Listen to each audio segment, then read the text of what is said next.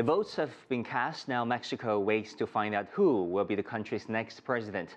This is the largest general election ever held in Mexico. With thousands of political positions contested, the outcome could result in major changes for the entire country. CGTN's Franc Contreras is in Mexico City. Frank, this is a historic vote. Where do things stand now? Well, at this stage, we're in what we're experiencing, a sort of electoral limbo, if you will, Guan. The votes have now started to be counted. The vast majority of voting stations all across Mexico are now closed. They've been closed for about an hour. There are two states still voting. The state of Baja California, that's where Tijuana is located on the border with California. And beneath that, on the same peninsula, Baja California Sur, the southern Baja California state, folks are still voting there as well. So the vast majority, as I report, are now closed. The counting will start to take place. There will be exit polls from the political parties themselves and from all manner of pollsters throughout the country, trying to gauge what actually took place here. And at this stage, as I say, it's a very quiet moment now, waiting to see what the outcome of this massive election will be. As you pointed out, it is considered the largest vote in modern Mexican history. Mexicans will be electing 128 senators.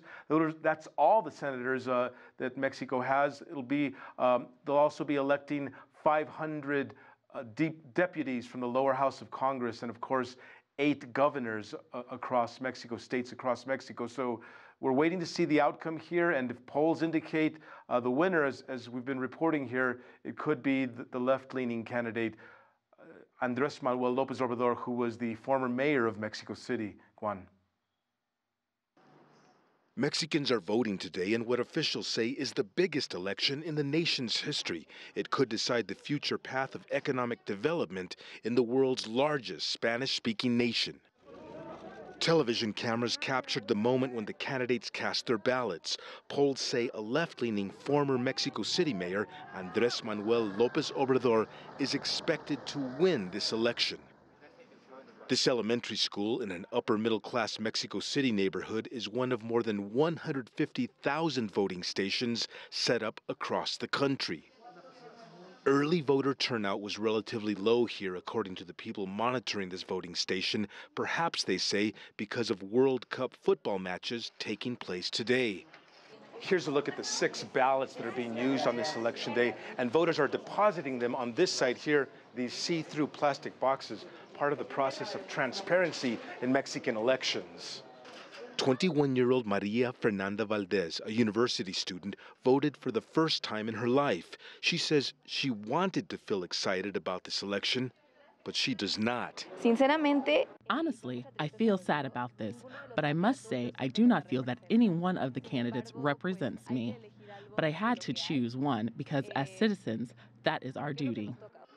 Adolfo Perez has voted 7 times in his life. He says he feels disenchanted by what he calls a limited range of political options among the candidates. I think what needs to change is the system, which is really outdated in Mexico. There are too many political parties, and none of the proposals feel like they will give the people what we want, real change. The top issues that concern Mexican citizens are security, corruption, and poverty.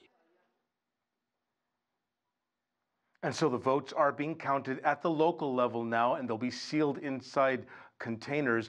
The forms will be filled out and then sent. The information sent to Mexico's National Electoral Institute here in Mexico City, and the vote will just take place all the way through the night until we know who the winner is, Juan.